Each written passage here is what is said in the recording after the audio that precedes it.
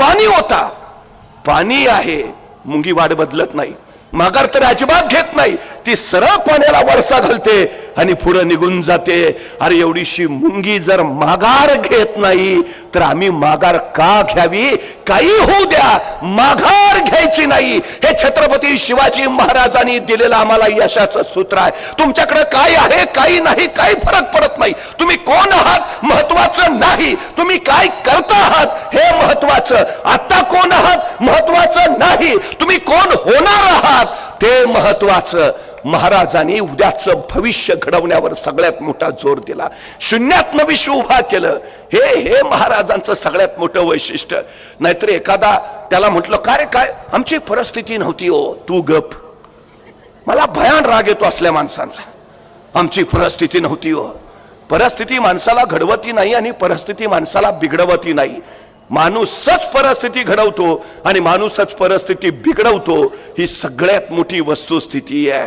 काही काही लोक येतात, आम्ही गरीब आहे ना, चांगला आहे ना, श्रीमंत व्हायला तुला मिळालेली सर्वोत्तम संधी आहे. नाही, मला जरा बुद्धी कमीच आहे. उत्तम विद्वान व्हायला तुला मिळालेली सर्वोत्तम संधी आहे. स्वतःच्या कमतरताना स्वतःची बलस्थान बनवा आणि त्या बलस्थानाच्या बळावर स्वतःच्या कर्तृत्वाचा ध्वज फडकवा. हे सांगितलं छत्रपती शिवाजी महाराजांनी. कारण कसली देता? तुम्ही गरीब म्हणून जन्माला आलात चालेल, पण तुम्ही गरीब म्हणूनच मेलात तर ती तुमच्या आयुष्याची सगळ्यात मोठी घोरचूक ठरेल. सगळ्यात मोठी. आयुष्यात आलाच आहात तर काहीतरी निर्माण करून जाणं. महाराजांनी ते केलं. सगळ्यात महत्वाचं इथल्या रानावनातल्या डोंगर दऱ्यातल्या माणसांमध्ये विश्वास दिला. जे तुमचे हात नांगर पेलू शकतात ते तुमचे हात तलवार सुद्धा पेलू शकतात. इथल्या शेतकऱ्यांच्या मनगटात बळ भरलं आणि सह्याद्रीच्या माथ्यावर उभा राहिलेलं स्वराज्य हे शेतकऱ्यांनी निर्माण केलेलं राज्य झालं. काय करू शकतो शेतकरी हे महाराजांनी या मातीत निर्माण करून दाखवलं. अडचण काय या? काही अडचण नाही. काय होतो महाराजांकडे? 13, 14, 15, 16 वर्षाची पोरं महाराज गोळा करायचे.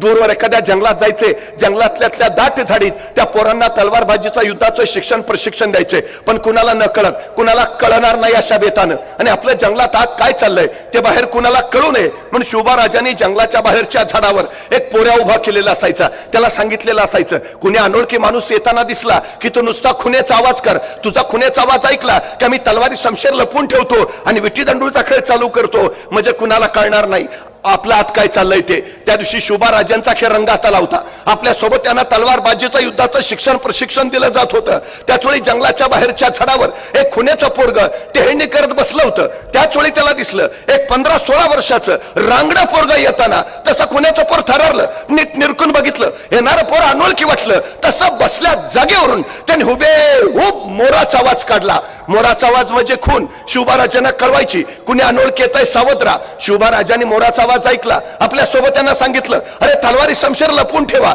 विटी दंडूचा खेळ चालू करा, कुणी अनोळखी येतंय. पोरांनी तलवारी लपवल्या, विटी दंडूचा खेळ चालू झाला. तोपर्यंत जंगलाच्या बाहेरच्या झाडावरचं ते खुनेचं पोरग टप्प दिशेखाली पडलं होतं. त्या 15-16 वर्षाच्या रांगड्या पोरापुढे उभा राहिलं होतं आणि त्याला दमात घेऊन विचारत होतं, कोण रे तू?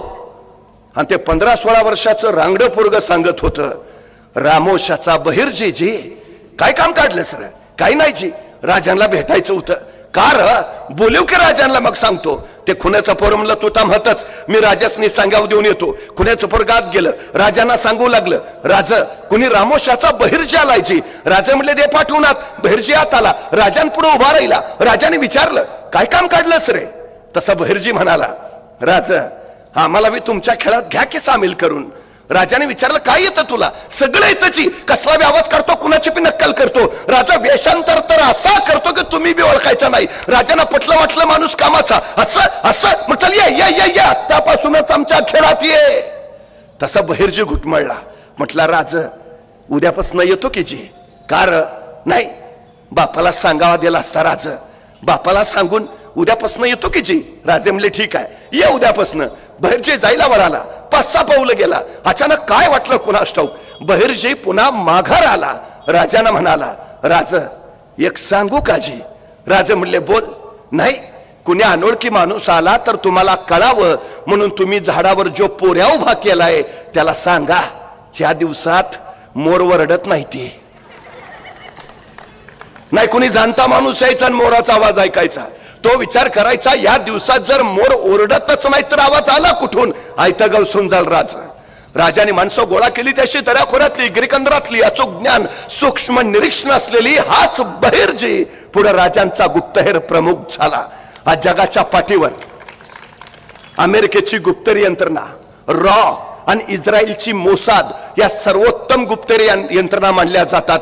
पैकी इस्रायलची गुप्तहेर यंत्रणा मोसाद सांगते आम्ही बहिर्जी नायकांना आणि महाराजांच्या गुप्तहेर खात्याला आमचे आदर्श मानतो.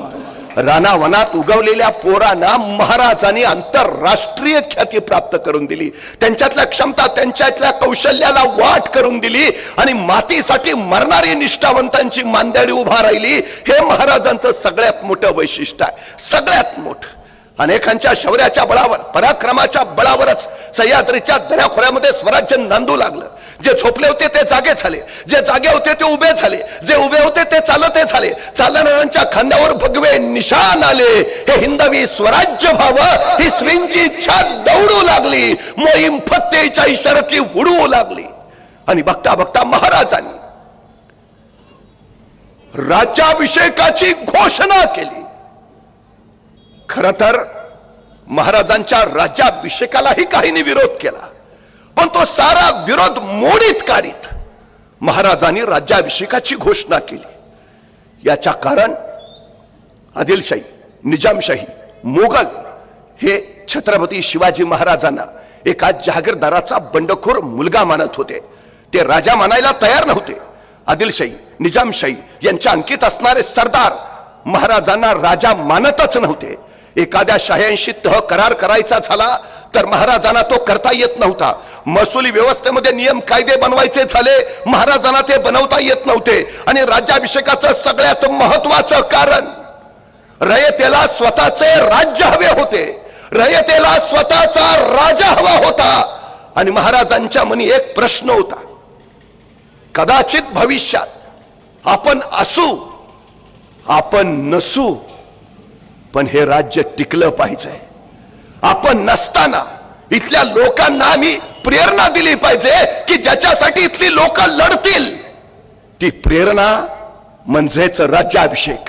ती प्रेरणा म्हणजे ते 32 मणी रत्नजडित स्वर्ण सिंहासन राजाशिवाय प्रजा लढत राहील ते या निष्ठेपोटी. आणि म्हणूनच महाराजांनी राज्याभिषेकाची घोषणा केली. पण स्वराज्याची राजधानी महाराजांनी त्यासाठी निवडला दुर्गम दुर्गेश्वर रायगड. पृथ्वीवर दौलताबाद गड चकोट खरा, पण रायगिरीची सर नाही, त्याहूनही दशगुणी उंच. पावसाळ्यात कडियावर साधे गवत उगवत नाही ऐसा चकोट, बिकटवाट वहिवाट नाहीच. मुंगीला चिरता येत नाही आणि परवानगीशिवाय वाऱ्याला बाहेर पडता येत नाही असा बुलंदानी बेलाग दुर्गम दुर्गेश्वर रायगड. महाराज मोरोपंतांना म्हणाले, हा रायगड कैलासा इतकाच पवित्र, या गडावर अजून कोणाचे रक्त सांडले नाही. तख्तास जागा हाच करावा. आणि ठरलं, रायगड स्वराज्याची राजधानी ठरला. महाराजांचा राज्याभिषेक या रायगडावर होणार. रायगडाचे 18 कारखाने राज्याभिषेकाच्या तयारीला लागले. स्वर्णकार रामजी तत्व महाराजांसाठी रत्नजडित 32 मणी स्वर्ण सिंहासन बनवू लागला. ते रत्नजडित सिंहासन बनवताना पाहून महाराज मोरोपंतांना म्हणाले, मोरोपंत, स्वराज्याच्या कोशागाराला हा एवढा खर्च पेलवेल? आणि मोरोपंत म्हणाले, महाराज, असे आणखी 10 राज्याभिषेक करणे इतकं धन स्वराज्याच्या कोशागारात आहे. शून्यातनं उभं राहिलेलं विश्व आज इतकं सामर्थ्यशाली झालं होतं की 10 राज्याभिषेक करायची जिगर बाळगून होत. महाराजांनी स्वराज्याचं आर्थिक व्यवस्थापन, प्रशासकीय व्यवस्थापन, मुलकी व्यवस्थापन, व्यापार व्यवस्थापन, उद्योग व्यवस्थापन इतक्या उत्तम रीतीने केलं होतं की महाराजाच्या स्वराज्याचा अर्थसंकल्प कायम शिल्की राहत होता, तुटीत कधीच नव्हता. हे महाराजांच्या स्वराज्याचं सगळ्यात मोठं वैशिष्ट्य आहे, सगळ्यात मोठं. खरं तर आज मितीस महाराष्ट्रात 450 किल्ले आहेत, पैकी 360 स्वराज्यात होते, पैकी 110 किल्ले महाराजांनी आपल्या 50 वर्षाच्या आयुष्यात बांधलेत. 50 वर्षात एक घर बांधून होत नाही आम्हाला. महाराजांनी 110 किल्ले बांधलेत. स्वराज्य बळकट करणं हा हेतू होताच, पण त्याहीपेक्षा महत्वाचा हेतू होता या मातीत उगवलेल्या प्रत्येकाच्या हाताला काम मिळालं पाहिजे. सुतार, लोहार, चांभार, न्हावी, जोशी, गुरव, वाणी, मुलानी, साळी, माळी, धनगर, कोळी, अग्री, भंडारी, ब्राह्मण, मराठे साऱ्यांच्या हाताला काम मिळालं पाहिजे, खिशात दाम आलं पाहिजे. स्वराज्याची अर्थव्यवस्था बळकट झाली ती या रोजगारातून, या उद्योगातून, आणि त्याहीपेक्षा महाराजांचा हेतू होता. महाराजांनी राज्य निर्माण केलं, पण या राज्याचं नाव त्यांनी शिवराज्य नाही ठेवलं असतं तरी आम्हाला अभिमानच वाटला असता. पण महाराजांनी या राज्याचं नाव ठेवलं स्वराज्य. स्व म्हणजे माझं राज्य. या मातीत उगवलेल्या कुणीही या राज्याच्या नावाचा उच्चार करावा. स्वराज्य, माझं राज्य. आणि मग माझं आहे ना, मलाच लढलं पाहिजे, मलाच झगडलं पाहिजे, मलाच झुंजलं पाहिजे, मलाच मेलं पाहिजे, ही उर्मीतल्या प्रत्येकात रुजवली आणि माणसं या स्वराज्यासाठी मग लढायला, झुंजायला, मरायला सिद्ध झाली. मला एका प्रश्नाचं उत्तर द्या. आपल्या घरातल्या विजेच्या बल्बला आपण कधी दगड मारतो का? नाही. आणि रस्त्यावरची एक तरी ट्यूब आपण नीट ठेवतो का? हो? कारण घरातला बल्ब माझा असतो, रस्त्यावरची ट्यूब माझी नसते. जोपर्यंत एखादी गोष्ट माझी होत नाही तोपर्यंत आपण तिच्या रक्षणासाठी उभा राहत नाही. महाराजांनी इथल्या प्रत्येकाला हे स्वराज्य त्याचं स्वराज्य केलं. त्या स्वराज्यासाठीचा प्रत्येक जण उभा राहिला, लढायला, झुंजायला, मरायला सिद्ध झाला. रायगड राज्याभिषेकाच्या तयारीत धांदलीत निघाला. देशोदिसेचे निमंत्रित रायगडावर दाखल झाले. इंग्रजी सत्तेचा प्रतिनिधी हेनरी ऑब्झेंटेन, फ्रेंच, गोवेकर, पोर्तुगीज, विजापूरकर, भागानगरकर सारे महाराजांच्या राज्याभिषेकाला दाखल झाले. आणि महाराजांचे जिवलग सोबती, त्यांची तर कोण धावपळ उडालेली. सरसेनापती हंबीरराव मोहिते, फिरंगोजी, आनंदराव, हिरोजी फर्जन, मदारी मेहतर, नागोजी जेठे, मोरापंत, प्रल्हाद पंत, सारे गडबडीत. अनेक दिवसांनी पाहिलेलं स्वप्न आज प्रत्यक्षात येत होतं. अनेकांच्या समर्पणाचं हे महानमंगल फळ. पण त्याच वेळी या जिवलग सोबत्यांना स्वराज्यासाठी समर्पित झालेल्या आपल्या सोबत्यांची याद येत होती. कोणीतरी म्हणायचं, आज स्वराज्यासाठी पहिले समर्पित झालेले ते वीर बाजी पासलकर असायला हवे होते. ते कान्होजी जयंत नाईक देशमुख, तो पोराचं लग्न टाकून कोंढाण्याचं लग्न करायला गेलेला तानाजी, तो शिवा अवघ्या 6 महिन्याची ओळख, हुबहू राजांसारखा दिसायचा. राजाने त्याला बोलावलं आणि विचारलं, ए शिवा आमचं रूप घेशील? ए शिवा, सिद्धीच्या भेटीला जाशील? होय रे शिवा, मरायला तयार होशील? शिवा म्हटलं, होतो. झाला, केला, स्वराज्यासाठी समर्पित.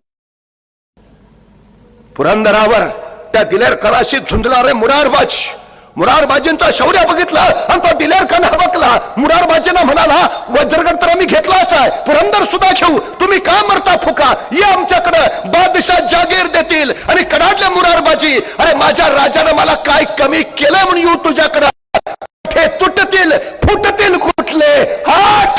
तो करारा बाणा आणि मुरारबाजी आठवले आणि अनेकांच्या डोळ्यांच्या कडा व्याकुळल्या. गजखिंडीत उभा असणारे बाजी प्रभू, पन्हाळ्यावरनं पावसाळ्याच्या त्या वादळी किररात्री बांदलांच्या फौजेसहित महाराज आणि बाजी प्रभू निघाले. गजखिंडी चाहूल लागली, शत्रू पाठलागावर आहे. आणि बाजी प्रभू महाराजांना म्हणाले, राजे निमी फौज घेऊन आपण पुढे निघा, निम्या फौजांनिशी आम्ही ते झुंजितो, साहेब कार्य मरितो. राजे म्हणले, नाही बाजी, सगळे सोबत लढू. नाही राज, लाख मेले तरी चालतील, पण लाखाचा पोशिंदा वाचला पाहिजे. राजा निघा. महाराज पुढे निघाले आणि बाजी प्रभू तटबंदी सारखे त्या गजाखिंडीत झुंजत राहिले, कडाडत राहिले.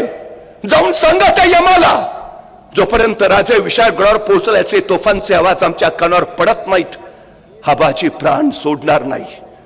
राजे पोहोचल्याचे आवाज झाले आणि मगच शिर तुटले, बाजी कोसळले, स्वराज्यासाठी समर्पित झाले. राज्याभिषेकाच्या दिवशी असंख्यांना वाटत होतं आज आज बाजी प्रभू असायला हवे होते. त्या मुरारबाजी, ते तानाजी, तो सूर्याजी, तो रामजी, किती नाव घ्यावी ज्यांनी स्वराज्यासाठी बलिदान केलं. शिवचरित्र ही जगण्याची स्पर्धा नाही, शिवचरित्र ही मरण्याची स्पर्धा आहे. महाराज एखादी मोहीम काढायचे आणि तानाजी सांगायचा राज हे डावा आपला, आपण जाणार. तसंही असाच म्हणायचं ताना आम्ही हाय नाव, ही मोहीम आपली आहे. तसे बाजी म्हणायचं यसाजी कपासून नंबर लावून बसलो का सरमाग, ही मोहीम आपली, आपण जाणार, आपण लढणार, आपण मरणार. जगाच्या पाठीवरचा पहिला काळ आहे. इथं माणसं जगण्यासाठी नाही मरण्यासाठी स्पर्धा करतायत. त्यांच्या त्या बलिदानात नसतर आजचा हा दिवस उचडला होता. रायगड सजला होता. न्यायासना पाठीमाग सिंहासन आणि सिंहासना पाठीमाग धर्मासन उभा राहणार होत. राजे इथल्या रयतेच्या हृदय सिंहासनावर कधीच आरूढ झालेले आता ते सुवर्ण सिंहासनावर आरूढ होणार होते. राज्याभिषेकाचे आरंभ सुरू झाले. काही धार्मिक विधी पार पडले आणि उगवली एकादशी. 4 जून महाराजांची सुवर्ण तुला झाली. इतर अनेक वस्तूंनी महाराजांच्या तुला करण्यात आल्या. चांदी, तांबे, जस्त, कतील, सोने, लोखंड, मीठ, जायफळ, जायपत्री, मसाले, फळं, लोणची, दूध या तुलेत वापरलेल्या सगळ्या गोष्टी दानधर्म म्हणून लोकांना वाटण्यात आल्या. हे सार मासाहेब जिजाऊ अभिमानी नजरेने पाहत होत्या. हे सारं शहाजी राजे आणि त्यांचं तर संकल्पित होतं. आज ते याची देही याची डोळा प्रत्यक्षात येत होत. महाराजांचा हा राज्याभिषेक पाहता पाहता महासाहेबांना 12 वर्षाचे शिवराजे आठवले. त्यांचं आणि शहाजीराजांचं ठरलं. थोरले पुत्र संभाजीराजे शहाजीराजांबरोबर कर्नाटकातच राहतील आणि धाकटे पुत्र शिवबाराजे महासाहेबांसह पुण्यात येतील. संभाजीराजे कर्नाटकात राज्य घडवतील आणि शिवबाराजे महाराष्ट्रात. ठरल्यानुसार महासाहेब जिजाऊ आपल्या 12 वर्षाच्या पुत्राला घेऊन पुण्याकडे जायला निघाल्या. 12 वर्षाचे शिवबाराजे निघाले. आता आपल्या 12 वर्षाच्या या पुत्राला एका पित्यानं जाताना काय द्यावं? आमचा मुलगा कुठं निघाला तर आम्ही काय देतो? डबा वेळेवर खा. फारच काळजी असेल तर आई सांगते नीट जा नीट ये. अधिकची काळजी असेल तर आई म्हणते बसमध्ये बसताना मधल्याच सीटवर बस. बाळ म्हणतो का नाही पुढनं कुणी ठोकलं तरी तू सुरक्षित, मागणं कुणी धडकलं तरी तू सुरक्षित. बाळा तू जगला पाहिजे. मग 12 वर्षाचे शिवबाराजे निघालेत. एका पित्यानं त्यांना काय द्यावं जाताना? ध्येय दिलं, स्वप्न दिलं, महत्वाकांक्षा दिली. स्वतः शहाजीराजांनी संस्कृत मधून तयार केलेली मुद्रा आपल्या 12 वर्षाच्या पुत्राच्या हाती सोपवली. काय होता मुद्रेत? प्रतिपच्च चंद्र लेखेवर वर्धिष्णू विश्ववंदिता सहस्रो शिवसैषा मुद्रा भद्राय. एक पिता आपल्या पुत्राला काय सांगतोय? प्रतिपदेच्या चंद्राच्या कलेप्रमाणे तुमचं राज्य वाढत वाढत जाईल आणि एक दिवस ते विश्वाला वंदनीय होईल. कोण खात्री आहे? कोण विश्वास? पुत्र अजून बेंगलोरातच आहे. शिवबाराजे महाराष्ट्रात जायचे आहेत. स्वराज्याला सुरुवात व्हायची आहे. त्याच्या आधीच पिता सांगतायत आम्हास खात्री आहे राज्य उभा राहणारच. शहाजीराजाने असं नाही विचारलं नाही तुम्हाला जमेल का, तुम्ही कराल का, तुमच्याच्याने होईल का? सवालच नाही हो, सवालच नाही. मी वारंवार सांगतो आमच्या पोरांच्या चुका काढण्यापेक्षा त्यांचं कौतुक करायची संधी शोधा म्हणजे पोरं इतिहास घडवतील. पण हल्ली आमची अडचण काय झाली माहिती आहे? आमचा पोरगा काय करू का म्हटला आमचा पहिला प्रश्न तुला जमल का? संपला विषय तिथंच त्याचा. बरं आमच्या घरात आमच्याच पोराला मी गाढवाशिवाय बोलवतच नाही. आपलाच आहे बाबा तरी गाढवा म्हणतो. तुम्हाला माहिती आहे महाराष्ट्रातल्या 62 घाट रस्त्यांचे शोध गाढवानी लावलेत. गाढवात एक अलौकिक गुण आहे. महाराजांच्या काळात मावळे गावड्याच्या गळ्यात घंटा बांधायचे आणि त्याला डोंगरात सोडून द्यायचे. गाढव अत्यंत जवळचा मार्ग शोधून काढतं. मावळे मग घंटेच्या आवाजाच्या मागामाग जायचे आणि जवळच्या रस्त्याचा शोध लागायचा. महाराष्ट्रातले सगळे घाट गाढवानी शोधलेत. मग आपल्या पोराला आपण गाढव म्हणतो. मग त्याच्यात एखादा असा गुण असेल का नाही? अशा गुणांचाच तर महाराजांनी वापर केला आणि स्वराज्य उभा केलाय. प्रत्येकात काही ना काही असतं, वाचतच. क्षमता प्रत्येकात आहे, सामर्थ्य प्रत्येकात आहे, बाहेर काढता यायला हवं. पण हल्ली अशी भयान परिस्थिती झाली आहे. मी परवा एका मुलाला सहज विचारलं, काय रे 100 मीटर पळशील का? तो 2 मिनिटं माझ्याकडेच बघत बसला. अरे म्हणलं 100 मीटर पळशील का? मग त्याने हळूच मला विचारलं, 100 मीटर म्हणजे किती? मला लक्षात आलं. मी त्याला म्हणलं, तो काय खेळ बिळ खेळतोस का नाही? म्हणलं सगळे खेळ खेळतो, क्रिकेट खेळतो, फुटबॉल खेळतो, व्हॉलीबॉल खेळतो, बॅडमिंटन खेळतो. म्हटलं मग एवढे सगळे खेळ खेळतो, दिवसभर मैदानावरच असतोस का काय? तो म्हटला मैदानावर नाही, मोबाईलवर खेळतो. म्हणलं मग बरोबर आहे, तुला 100 मीटर कळणारच नाही. मग त्याला सांगितलं इथून तिथपर्यंत जे अंतर आहे त्याला 100 मीटर म्हणायचं. पळशील का? म्हटला करतो प्रयत्न. अरे तुला काय 5 किलोमीटर सांगितलंय का? 100 मीटर करतो की प्रयत्न. बरं म्हटलं मला सांग, हे 100 मीटर अंतर पार करायला तुला किती वेळ लागेल? तो 5 मिनिटं अंतरच बघत बसला. अरे किती वेळ? मग हळूच म्हटला 5 मिनिटं तरी लागतील. 5 मिनिटं? ऑलिम्पिकच्या हुसेन बोल्टचं रेकॉर्ड 9.98 सेकंदाचा आहे. तो 10 सेकंदात 100 मीटर पळतो. तू 15 सेकंद म्हण, 20 सेकंद म्हण, 25 सेकंद म्हण, का 5 मिनिटं? माझं मला माहिती आहे ना. मला सुचायचं बंद झालं. तेवढ्यात त्याचा मित्र धावत आला. ए पळ, कुत्रा पिसाळलाय. इतक्या भयान वेगात पळत सुटला. 7 सेकंदात 100 मीटर. मी त्याला म्हटलं, तुला का ऑलिम्पिकचं रेकॉर्ड मोडलंस? हुसेन बोल्टला 10 सेकंद लागतात, तू मग कुत्र मागं लागला होता. म्हणजे तुमच्यात 7 सेकंदात 100 मीटर पळायची क्षमता आहे. बाहेर कधी आली? संकट आलं तेव्हा. मग संकट चांगली आहेत का वाईट आहेत? चांगली आहेत. संकटांचं स्वागत करायला हवं. संकट तुम्हाला अडवायला येत नाहीत. संकट तुमची उंची वाढवायला येतात. अडथळे तुम्हाला रोखायला येत नाहीत. अडथळे तुमच्यातल्या क्षमता बाहेर काढतात. अडचणी तुम्हाला थांबवायला येत नाहीत. अडचणी तुमच्यातली कौशल्य बाहेर काढतात. तुमचा संघर्ष जेवढा मोठा तेवढी तुमची उंची मोठी असते. छत्रपती शिवाजी महाराजांच्या वाट्याला आलेला संघर्ष एवढा मोठा होता की जोपर्यंत चंद्र सूर्य राहतील छत्रपती शिवाजी महाराज तुमच्या माझ्या काळजात जिवंत राहतील. असा एक प्रसंग नाही जो मृत्यूचा नाही. एक फतेह खान 7,500 फौजनिशी आला, मृत्यू आहे.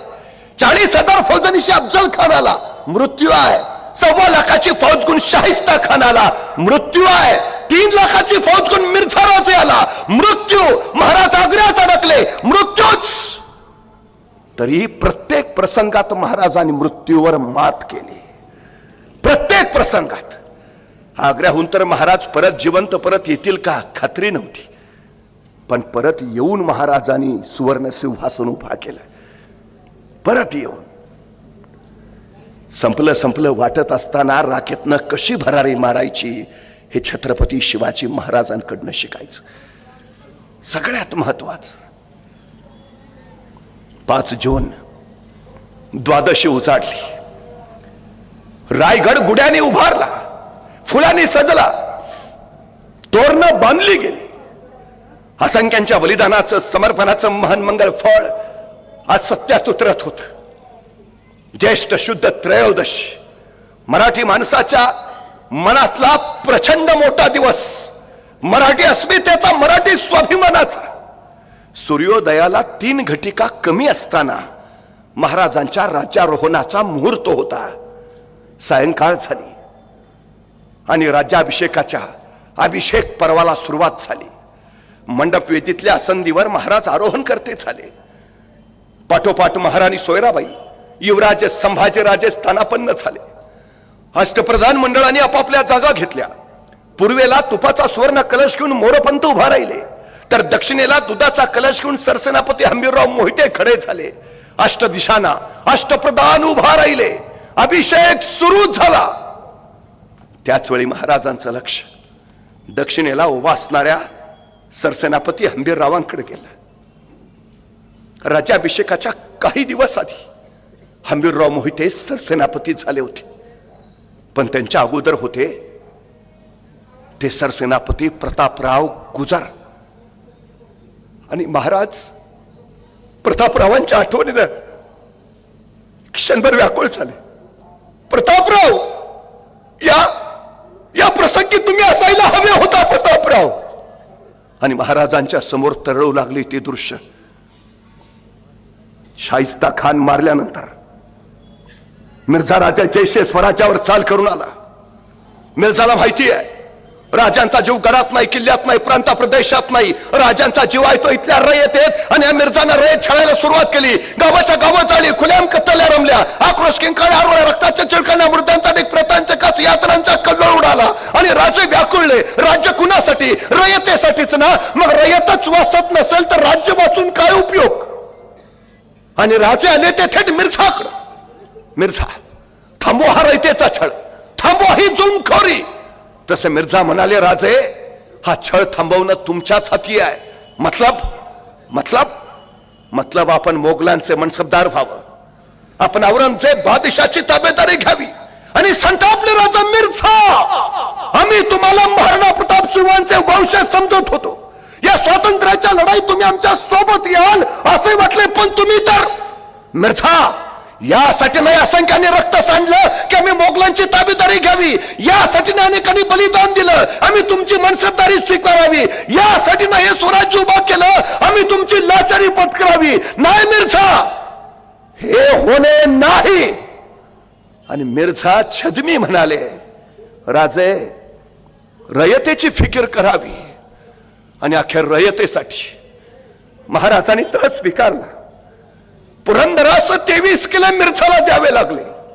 1646 ला सुरू झालेला हा स्वराज्याचा प्रपंच 1665 पर्यंत जेवढं कमावलं होतं तेवढं सार द्यावं लागलं. एखादा खचून गेला असता, संपून गेला असता, कमावलेलं सार द्यावं लागलं. शंभूराजांना मोगलांचं मनसबदार बनवावं लागलं. महाराज त्यांच्या उरातला हा सल त्यांना जाळत राहिला. महाराज अस्वस्थपणे रायगडाच्या तटबंदीवर घिरट्या मारत राहिले. महाराजांच्या या अस्वस्थ फेऱ्या रायगडावरच्या घोड्यांच्या पागेत काम करणाऱ्या एका शिलेदाराला पाहावेनात. राजांचा सल त्याला सहनच होईना. त्याचं नाव होतं कर्तोजी गुजर. राजांची ती अवस्था पाहिली आणि कर्तोजी मुठ्यावरून म्हणाला, माझ्या राजांच्या जीवाला घोर लावणाऱ्याला बिनघोर झोपू नाही देणार म्या. आणि दुसऱ्या दिवशी सूर्योदयालाच गडाचे महाद्वार उघडले तसे हा कर्तोजी गुजर सुसाट सुटला तो थेट मिर्झा राजाकडे. मिर्झा राजांच्या छावणीच्या बाहेर कर्तोजी कैद झाला. कैद केले कर्तोजी मिर्झा रावच्या पुढे हजर केले.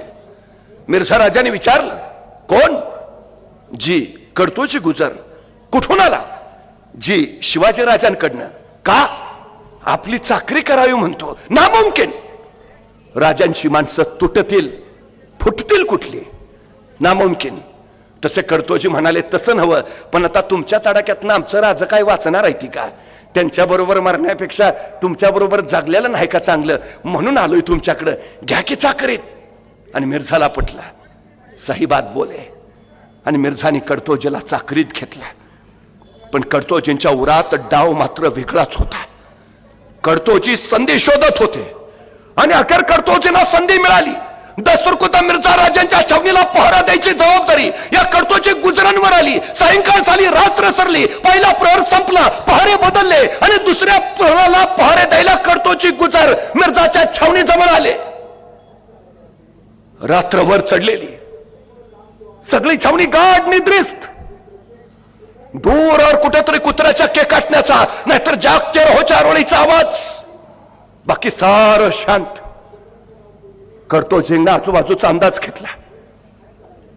त्यांनी हलवार मिर्झा राजाच्या छावणीचा पडदा सरकवला. आत मंचकावर मिर्झा गाढ निद्रिस्त झाला होता. त्या मिर्झाकडे बघितलं आणि कर्तोजीच्या मुठी आवळल्या. पण पुन्हा एकदा कर्तोजींनी मिर्झा राजाच्या छावणीला फेरी मारली. सारा हालबेल असल्याची चाहूल घेतली आणि अचानक कर्तोजी मिर्झा राजाच्या छावणीत तीरासारखे आत घुसले. कर्तोजीच्या मस्तक जाऊन उभा राहिले. कर्तोजींनी मिर्झाचं मस्तक बघितलं आणि संतापले. कर्तोजी, मिर्झा, माझ्या राजांच्या जीवाला घोर लावणारा तू, तुला बिनघोर झोपू देणार नाही. कमरेचा खंजीर काढलं आणि मिरजावर चालवणार तोच पोलत्याचा उजेड खंजरवर पडला. दगो दगो दगो बघता बघता पाणीकरी धावले. कर्तोजीचा खंजर वरच्यावर पकडलं गेलं. मिर्झा राजा धडपडत जागा झाला.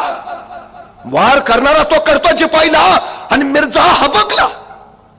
या मिर्झावर वार करायची हिम्मत, ही हिम्मत अजून कोणी दाखवली नाही. तू तसा कर्तोजी कडला मिर्झा एक वार खुला सोड, नाही तर उभा कापला तर शिवरायांचा मावळा सांगणार नाही. जखडल्या कर्तोजीचे ते बोल ऐकून मिर्झा चकित झाला. कडाडला शमशेर लाव हमारी. पहरेकरांना वाटलं आता बहुतेक या शमशेरीनं कर्तोजींचं मस्तकच मारलं जाणार. राजपुती शमशेर आली. संपले कर्तोजी, संपले. पण अचानक मिर्झानी पवित्रा बदलला. आपली राजपुती शमशेर हातात घेतली आणि कर्तोजींच्या पुढ्यात धरली. कर्तोजी हे घ्या, हे घ्या तुमच्या बहादुरीचा बळीस. आज पावे तू आमच्यावर वार करायची हिम्मत कुणी दाखवली नव्हती, तुम्ही दाखवली. आम्ही कदर करतो तुमच्या त्या हिमतीची. हे घ्या तुमच्या बहादुरीचं बक्षीस. कर्तोजींनी ती शमशेर घेतली आणि मिर्झा म्हणाले बिनगोर जा. माझा कुठलाही सरदार तुला अडवणार नाही, सैनिक थांबवणार नाही, जा बिनगोर जा. आणि कर्तोजी निघाले. 5-6 पावलं गेले. अचानक मिर्झा म्हणाले रुक जाओ. कर्तोजी थबकले. त्यांनी मागं वळून पाहिलं. मिर्झा त्यांना सांगत होते जाऊन सांगा तुमच्या राजांना, ज्या राजांकडे तुमच्यासारखी माणसं, त्या राजांचा कुणी पराभव नाही करू शकत. हा मिर्झाही नाही. कर्तोजी रायगडावर परतले आणि कर्तोजीने एकट्याने दाखवलेला हा पराक्रम महाराजांच्या कानावर गेला आणि भर दरबारात राजा म्हणाले कर्तोजी कोण प्रताप गाजवलात तुम्ही, कोण प्रताप. आजपासून तुम्ही कर्तोजी नाही, आजपासून तुम्ही प्रतापराव. प्रतापराव गुजर. प्रतापराव ही कर्तोजी गुजरांना महाराजांनी दिलेली पदवी. हे कर्तोजी गुजर तथा प्रतापराव गुजर सातारा जिल्ह्यातल्या खटाव तालुक्यातल्या भोसरे गावचे. प्रतापराव सरसेनापती झाले. स्वराज्यासाठी सगळ्यात जास्त लढाया करणारे सरसेनापती, स्वराज्याच्या सीमा वाढवणारे सरसेनापती. राज्याभिषेकाच्या वेळी औरंगजेब स्वस्त बसणारच नव्हता. महाराजांचा राज्याभिषेक तो होऊच देणार नव्हता. महाराजांना याची कल्पना होती आणि म्हणूनच महाराजांनी सरसेनापती प्रतापराव गुजरांना सांगितलं प्रतापराव, राज्याभिषेक निर्विघ्न पार पडला पाहिजे, पण तत्पूर्वी स्वराज्याच्या सीमा निर्धोक करा, सीमा बिनघोर करा. आणि सरसेनापती स्वराज्याच्या सीमा बिनघोर करण्यासाठी दौडत राहिले. पण त्याच वेळी स्वराज्यात ठाण मांडून होता तो बेलोल खान पठाण. प्रतापराव त्याच्यावर तुटून पडले. उमराणीला झुंज झाली. बेलोल खान पठाण कोंडला, महिनाभर जखडला. तसा बेलोल खान पठाण प्रतापरावांना शरण आला.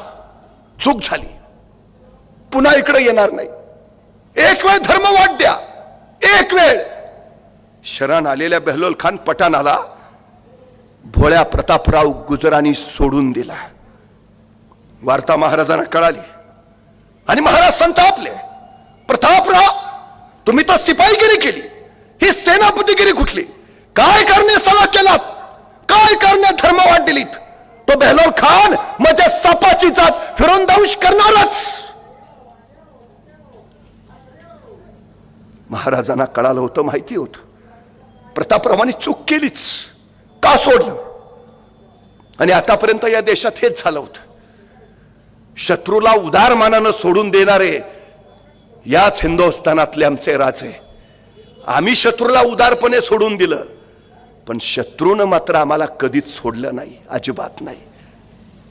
नाहीतर पृथ्वीराज चौहानांनी मोहम्मद घौरीचा 2 वेळा पराभव केला आणि पराभव झाल्यानंतर पृथ्वीराज चौहानांनी मोहम्मद घौरीला जाऊ दिलं, सोडून दिलं, धर्मवाट दिली. 3ऱ्या वेळेला मोहम्मद घौरी परत आला. 3ऱ्या वेळी त्यानं पृथ्वीराज चौहानांचाच पराभव केला, पण मोहम्मद घौरीनं पृथ्वीराज चौहानांना सोडलं नाही, संपवलंच. वास्को द गामा कलिकत बंदरात उतरला. तिथल्या झामोरीन राजाचं त्याचं स्वागत केलं, पण त्यानं त्याच झामोरीनला कैद केलं आणि कलिकत ताब्यात घेतलं. आम्ही शत्रूला उदारपणे वागवणारे, पण या परंपरेला छेद दिला तो पहिला छत्रपती शिवाजी महाराजांनी. 40,000ची फौज घेऊन आलेल्या अफजल खानाचा महाराजांनी इथंच कोथळा काढला आणि महाराज कडाडले, या भूमीवर परत आक्रमण करणारा इथं आल्यावर फाडलाच जाईल. तो सोडला नाही जाणार. आम्ही सोडायचं आणि तुम्ही मात्र संपवायचं नाही. नाही, प्रतापरावांनी नेमकं ते केलं होतं आणि महाराजांची भीती खरी ठरली. बेलोल खान पठाण पुन्हा स्वराज्यात आलाच आणि संतापलेल्या महाराजांनी प्रतापरावांना खरमरीत पत्र लिहिलं, त्या बेलोलचं मस्तक छाटल्याशिवाय आता आम्हास तोंड दाखवू नका. आणि महाराजांच्या शब्दांनी कर्यासारखे प्रतापरावांच्या काळजात घुसले. आम्हास तोंड दाखवू नका. रायगडावर राज्याभिषेकाची तयारी सुरू आहे. अशा वेळी सरसेनापती रायगडावर हवेत, तर महाराज सांगतायत त्या बेलोलचं मस्तक छाटल्याशिवाय आम्हास तोंड दाखवू नका. प्रतापराव संतापले. बेलोल! त्या बेलोलचा पाटला खरं दौडत राहिले. कोल्हापूर जिल्ह्यातल्या गडिंग्लज तालुक्यातल्या सामानगडाच्या पायथ्याशी प्रतापराव गुजरांचा तळ पडला होता. दिवस थंडीचे, शेकोटी थंडणत होती. सगळे बसलेले आणि त्याच वेळी हेर धावत आला. राव राव राव! प्रतापरावांची नजर गेली. राव, नेसरीच्या खिंडीत बेलोल खानाचा तळ पडलाय राव. आणि ताडकन प्रतापराव उठले. त्यांची नजर त्या ज्वाळेत स्थिर झाली. ज्वाळेतली ठिणगी डोळ्यात घुसली आणि महाराजांचे शब्द कानात घुसले. तो माणूस तोंड दाखवू नका. त्या बेलोलचं मस्तक छटल्याशिवाय प्रतापरावांचे डोळे क्रुद्ध झाले. बेलोल खान! आणि कडाडले प्रतापराव. कोण येतो, कोण येतो सोबत? आणि उठला पिसाच, उठले दीपाजी राऊतराव, उठले विठ्ठल पिलाजी आत्रे, उठले सिद्धी हिलाल, उठले कृष्णाजी भास्कर, उठले विठोजी शिंदे आणि 7वे खासे सरसेनापती प्रतापराव गुजर. 7 घोडी सज्ज झाली, टाच मारली आणि हर हर महादेवचा जयघोष करीत ही 7 घोडी आली ती नेसरीच्या खिंडी जवळ. वेडात मराठे वीर दौडले 7. नेसरीच्या खिंडी जवळी फुरफुरती घोडी थांबली. प्रतापरावांनी समोर बघितलं. बेलोल खानाचा सेना सागर पसरला होता. पण निद्रिस्त दक्षिणेच्या टेकडीवर बेलोल खानाची छावणी होती. महाराजांचे शब्द प्रतापरावांच्या कानात घुसत होते. त्या बेलोलचं मस्तक छटल्याशिवाय आम्हास तोंड दाखवू नका. आणि महाराज कडाडत राहिले. बेलोल! प्रतापरावाने एकदा आपल्या सहकार्यांकडे बघितलं. नमो पार्वती पतये हर हर महादेव! जागर उठला आणि 7 घोडी त्या नेसरीच्या खिंडीत घुसली. बेलोल खान पठाणाच्या सेना सागरात सुसाट सुटली. बघता बघता कापाकापी चालू झाली. शौर्याचं वादळ उफाळलं. आक्रोश किंकाळे, आक्रोश बस. बघता बघता बेलोल खानाचं सैन्य सावध झालं, जागा झालं. दक्षिणेच्या टेकडीवरचा बेलोल खान बाहेर आला. त्याने प्रतापरावांची क्रुद्ध नजर बघितली. आपल्या सैन्याला आदेश दिला. बघता बघता सगळं सैन्य या 7 वीरांभोवती गोळा झालं. समचारी फिरत राहिल्या. तुफान शौर्याचं वादळ फिरत राहिलं. प्रतापरावांना बेलोल हवा होता, पण अवती बहिणी सैन्य दाटलं दाटलं दाटलं. खालून आगवर आग आग वाजूनी समशेर उसळली सहस्र क्रूरई मानी. गर्दीत लोपले 7 जीवते मानी. खगसात जळाले अभिमानी वनव्यात. वेडात मराठे वीर दौडले 7. बेलोल खानाच्या सावध झालेल्या फौजे पुढे हे 7 वीर तोकडे पडले. खगसात वनव्यात जळाले, गर्दीत लोपले. ती रात्र महाशिवरात्रीची होती. रायगडाच्या शिवशंकराला या 7 बिल्वदलांनी आपल्या रक्ताचा अभिषेक घातला. हे 7 वीर त्या महाशिवरात्रीच्या रात्री स्वराज्यासाठी समर्पित झाले. आपल्या अंगाखांद्यावर सप्त नद्यांचा अभिषेक होत असणारे राजे प्रतापरावांचा तो रक्ताचा अभिषेक पाहत होते. प्रतापराव, तुमच्या समर्पणाच्या बळावर तर उभा राहत हे स्वराज्य. कधी नेसरीच्या खिंडीत गेलात तर प्रतापरावांची पावलं आजही दिसतील. दगडावर दिसतील अजून ते थल्या टाचा. ओढ्यात तरंगे अजून रंग रक्ताचा. अजूनही उठतो मेघ क्षणात मातीचा, अद्याप विरानी कुणी वाऱ्यावर गात, वेडात मराठे वीर दौडले सात. महाराजांच्या माथ्यावरचा सप्तनद्यांचा अभिषेक संपला. गंगा, यमुना, गोदावरी, कृष्णा, कावेरी, शरयू, सिंधू या सप्तनद्यांनी महाराजांचा अभिषेक झाला. आता समुद्र जलाचा अभिषेक, मध्यान्ह रात्री महाराजांचा अभिषेक संपला. महाराजांना सुवासनीने ओवाळलं. महाराजांनी शुभ्र वस्त्र परिधान केली, स्वर्ण अलंकार धारण केले, शस्त्रांची पूजा केली. कट्यार, तलवार, धनुष्यबाण महाराजांनी धारण केलं. महाराजांनी आई भवानी मातेला, मासाहेब जिजाऊला, उपस्थित ज्ञानी जनांना वंदन केलं आणि महाराज राजसभेकडे निघाले. राजसभेच्या सुशोभित प्रवेशद्वारावर 2 स्वर्णलंकार ल्यालाले बलाढ्य हत्ती आणि 2 पांढरे शुभ्र अश्व, 4 पातशया पालत्या घालून त्यावर आपली नूतन सृष्टी उभारणाऱ्या छत्रपती शिवाजी महाराजांच्या स्वागताला सज्ज होते. महाराजांच्या पाठीमाग अष्टप्रधान स्वर्ण गुरजब घातलेले गुरजबदार महाराजांच्या सोबत चाललेले. राज्यसभेतून महाराज आत आले. राज्यसभेच्या मध्यात एक सुबक लांबरुंद चौदारा, त्याच्यावर आणखी एक चौथरा आणि त्याच्यावर अष्टस्तंभी मेघडंबरी आणि त्या मेघडंबरीमध्ये रत्नजडित 32 मणी सुवर्ण सिंहासन, मराठी अस्मिता झालेलं, मराठी जनांचा अभिमान असलेलं सुवर्ण सिंहासन. महाराजांनी एक वार त्या स्वराज्य सिंहासनाकडे पाहिलं आणि महाराजांना आठवलं सिंहासन तयार करणं सुरू होतं. त्यावेळी राजे मासाहेबांना म्हणाले, मासाहेब सिंहासनच तयार करायचं झालं तर एवढं मोठं सिंहासन तयार करा की त्याच्यावर आमच्या सगळ्या मावळ्यांना बसता आलं पाहिजे.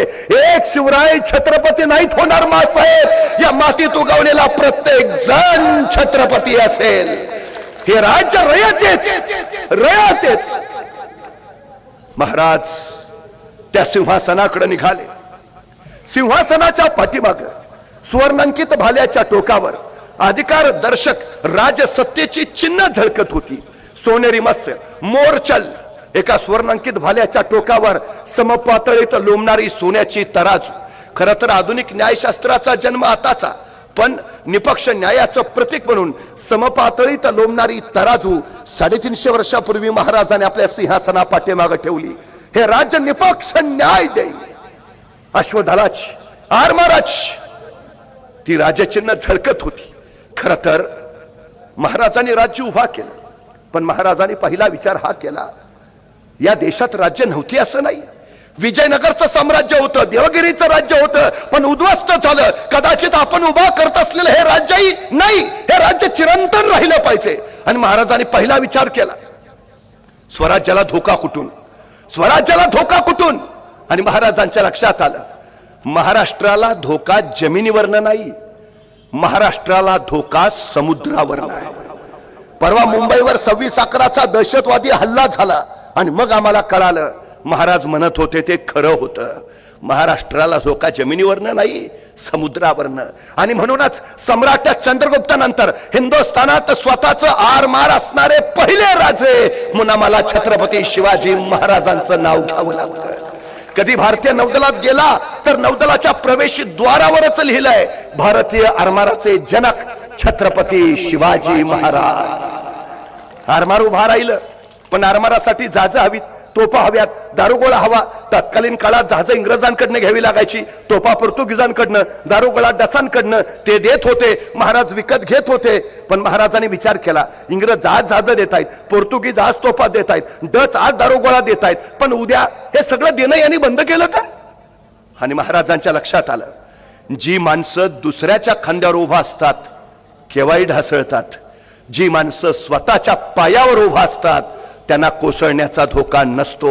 स्वराज्य स्वतःच्या पायावर उभा राहिलं पाहिजे, ते स्वावलंबी, स्वयंपूर्ण, आत्मनिर्भर झालं पाहिजे. म्हणून महाराजांनी रत्नागिरी जिल्ह्यातल्या विजयदुर्गला जहाज बांधायचा कारखाना काढला, मुंबई जवळच्या कल्याणला आरमाराची गोदी काढली आणि पुण्यातल्या मावळामध्ये आशिया खंडातला सगळ्यात मोठा तोफा उतायचा कारखाना काढला. उद्योगशीलता आणि उद्यमशीलता हे महाराजांनी दिलेले महाराष्ट्राला 2 अलौकिक गुण आहेत.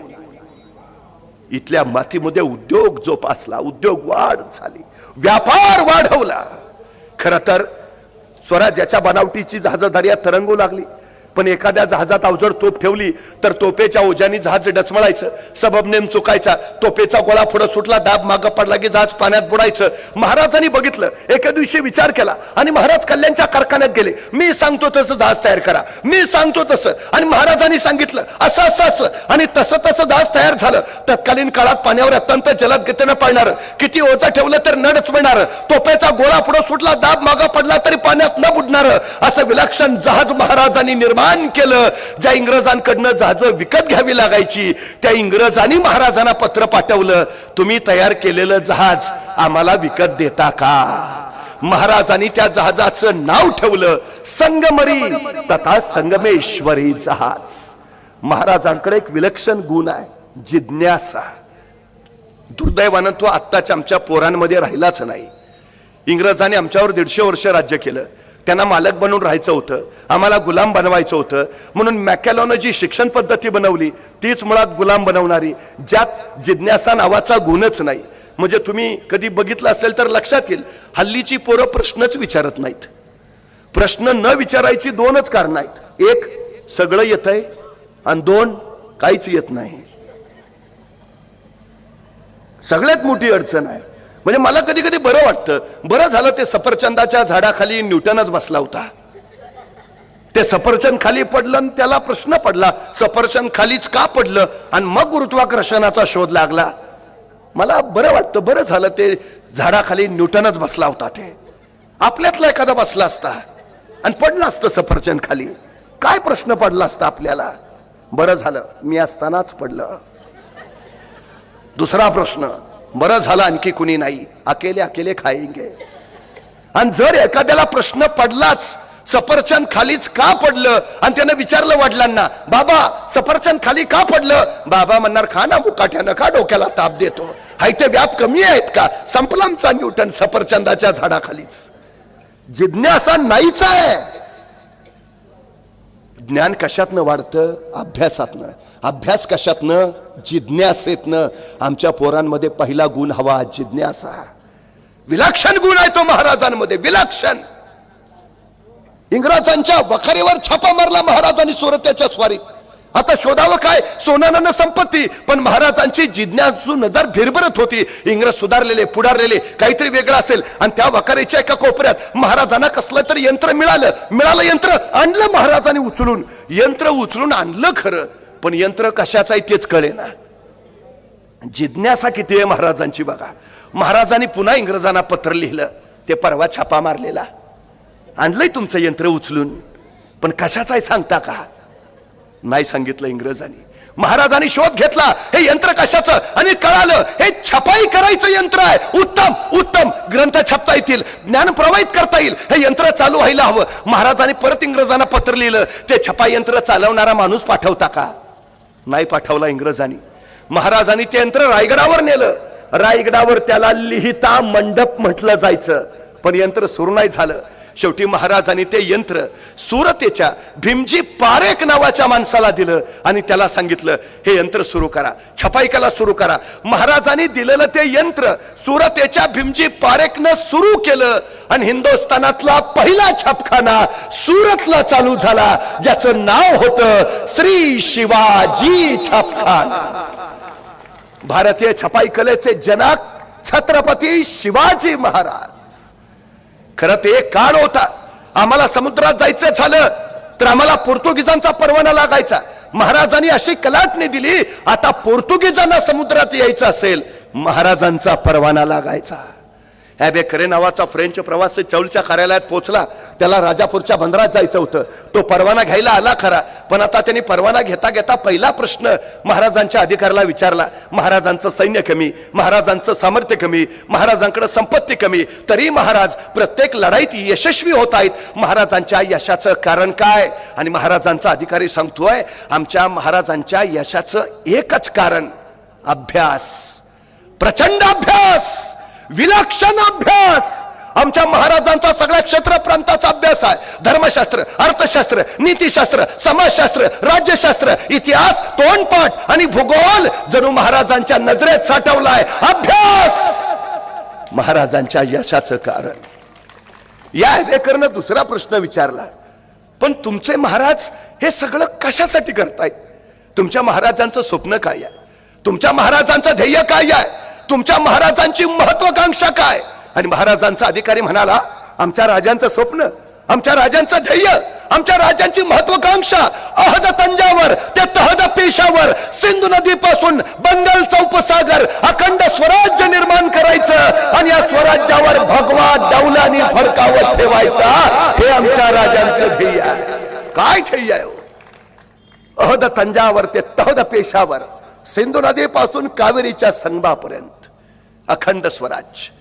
हा राज्याभिषेक त्या ध्येयपूर्तीचं पहिलं सामर्थ्यशाली पाऊल होतं. राजे सिंहासनाच्या चौथऱ्यावर आले, मंत्रघोष गरजू लागला, महापंडित मंत्रोच्चार करू लागले. गागा भट्ट पुढे झाले. सिंहाचा मुकुट असलेला सुवर्ण राजदंड त्यांनी महाराजांच्या हाती दिला. महाराजांनी त्या सुवर्ण राजदंडाला वंदन केलं. सिंहासनाकडे पाहिलं. महाराज सिंहासनापुढे नतमस्तक झाले. मंत्रघोष निनादत होता.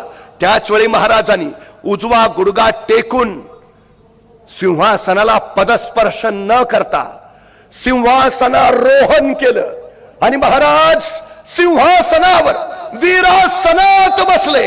मंत्रघोष गरजतच होता. त्याच वेळी गागाभट्ट पुढे झाले. मौल्यवान जडावाचे, मोतीलग झलराचे सुवर्ण छत्र त्यांनी महाराजांच्या मस्तकी धरले. गणपती, गजाश्वपती, भूपती, प्रजापती, सुवर्ण रत्न श्रीपती, शस्त्रशास्त्र पारंगत, अष्टप्रधान वेष्टित, अष्टावधानी, प्रौढ प्रताप पुरंदर राजे छत्रपती झाले आणि गागाभट्ट कडाडले.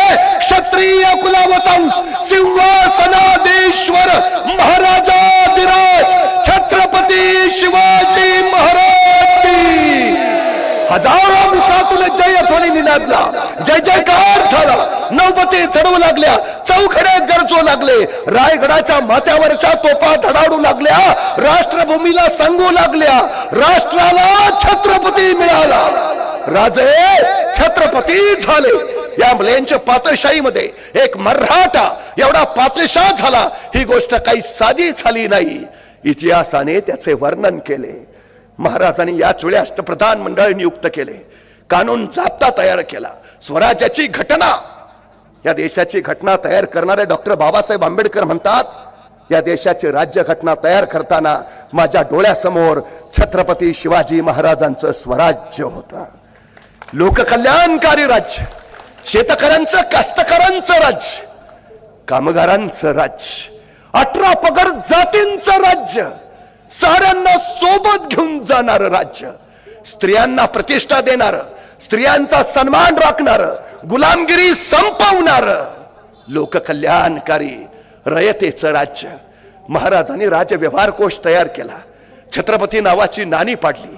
शिवाशक सुरू केला आणि छत्रपती शिवाजी महाराज नगरखान्यापासून ऐरावताच्या सुवर्णांबारीत बसून जगदीश्वराच्या दर्शनाला मिरवणुकीतून निघाले. सुवर्ण, चांदी, रुपयांच्या फुलांचा महाराजांवर वर्षाव झाला. हत्तीवरनं महाराजांनी निघालेली ती मिरवणूक राज्याभिषेक बघायला इंग्रजी सत्तेचा हेनरी ऑक्झेंडेन आला होता. त्याला हत्तीवर बसलेले महाराज दिसले आणि त्याला प्रश्न पडला, रायगड बिकट, बुलंद बेलाग, मुंगीला चिरता येत नाही, वारला परमंश बाहेर पडता येत नाही, इतका कठीण, माणूस गड चढू शकत नाही नीट. तिथं एवढा मोठा बलाढ्य हत्ती महाराजांनी गडावर नेलाच कसा? आणि खरं आहे बरं, रायगड अजून माणसाला नीट चढता येत नाही. माणसं रोपवेनच जातात, चढणं शक्य नाही. मग त्या हेनरी ऑक्झेंडनला प्रश्न पडलाय, जिथं माणूस चढू शकत नाही तिथं एवढे मोठे 2 बलाढ्य हत्ती महाराजांनी गडावर नेले कसे? त्याला अजून उत्तर मिळालं नाही. उत्तर असं आहे, 1662 साली शहाजीराजे महाराष्ट्रात आले, त्यावेळी येतानाच हत्तीची 2 छोटी पिल्ल घेऊन आले. ती पिल्ल छोटी असतानाच गडावर नेली, ती मोठीच गडावर झाली. त्यामुळे मोठा हत्ती गडावर न्यायचा विषयच नाही आला. हेनरी ऑक्झिंडन भेटला तर त्याला तेवढं सांगून टाका, बाबा असं असं झालंय. 350 वर्षापूर्वी महाराजांनी उभारलेलं हे स्वराज्य पिढ्यानपिढ्यांना प्रेरणा देत राहील. महाराजांच्या विचारांवर चालत आम्हाला स्वराज्याचं सुराज्य करता येईल. त्या स्वराज्याच्या दिशेनं पावलं टाकूया. आमदार अभिजितआबा पाटील यांच्या मित्रपरिवारानं आयोजित केलेला आजचा हा कार्यक्रम आपल्या सगळ्यांना त्या शिवजयंतीच्या मनपूर्वक शुभेच्छा देतो. थांबतो.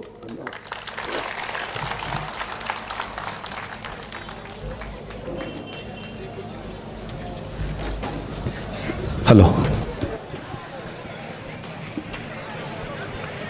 आज या ठिकाणी या शिवजन्मोत्सव सोहळ्याच्या निमित्तानं खरं तर आपण सर्वांनी जोरदार टाळ्या वाजवल्या पाहिजेत. एकदा नितीन बनगुडे पाटील साहेबांसाठी हा विचार आपल्याला ऐकायला मिळाला आणि इथं आपल्याला या निमित्तानं जे या ठिकाणी ज्यांनी आयोजित केलेला हा कार्यक्रम होता त्या सन्माननीय डीव्हीपी उद्योग समूहाचे कार्यकारी संचालक सन्माननीय अमर पाटील साहेब यांचं या ठिकाणी आगमन झालेलं आहे. या निमित्तानं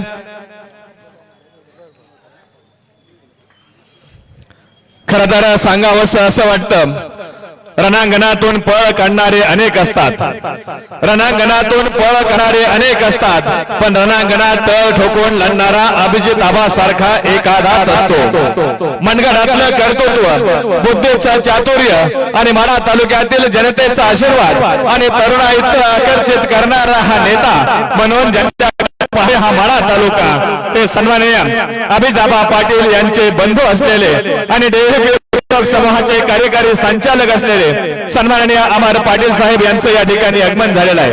अमर पाटील साहेब आपलं मनपूर्वक सहर्ष स्वागत आहे. त्याचबरोबर महाराष्ट्र नवनिर्माण सेनेचे सोलापूर जिल्ह्याचे जिल्हाध्यक्ष सन्माननीय प्रशांतजी गिड्डे साहेब आपलं या ठिकाणी आगमन झालेलं आहे. आपलंही मनपूर्वक सहर्ष स्वागत आहे.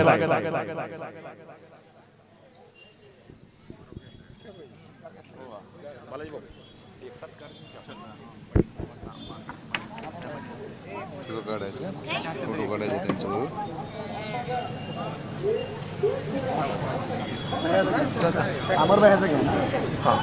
नितीन बनगुडे पाटील साहेबांना करायला.